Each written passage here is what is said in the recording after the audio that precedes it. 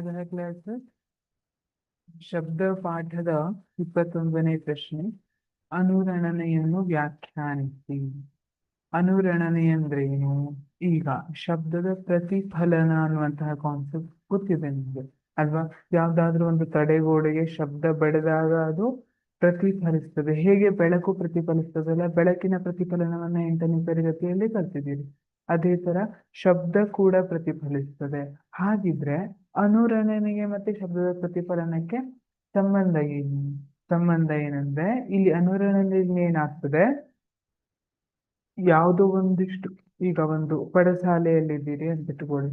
ಅವಾಗ ಗೋಡೆಗಳಿಗೆ ಬಡಿದು ಪ್ರತಿಫಲನ ಆಗ್ತಾ ಆಗ್ತಾ ಆಗ್ತಾ ಕೊನೆಗೆ ಅದು ಸದ್ದು ಚಿಕ್ಕದಾಗ್ತಾ ಆಗ್ತಾ ಆಗ್ತಾ ಹೋಗುತ್ತೆ. ಅದನ್ನ ಅನುರಣನೆ ಅಂತ ಹೇಳ್ತೀವಿ. ಮಲ್ಟಿಪಲ್ ಟೈಮ್ಸ್ ಅದು ಪ್ರತಿಫಲಿಸ್ತಾ ಇರ್ತದೆ. ಅದನ್ನ ಅನುರಣನೆ ಅಂತ ಕರೀತಾರೆ. ಪ್ರತಿಫಲಿಸಿ ಪ್ರತಿಫಲಿಸಿ ಆಮೇಲೆ ಶಬ್ದ ಸಣ್ಣದಾಗ್ತಾ ಹೋಗ್ತದೆ.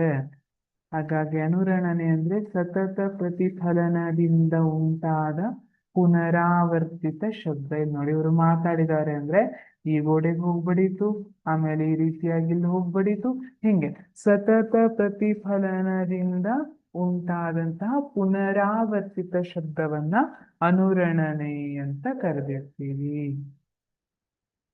Thank you.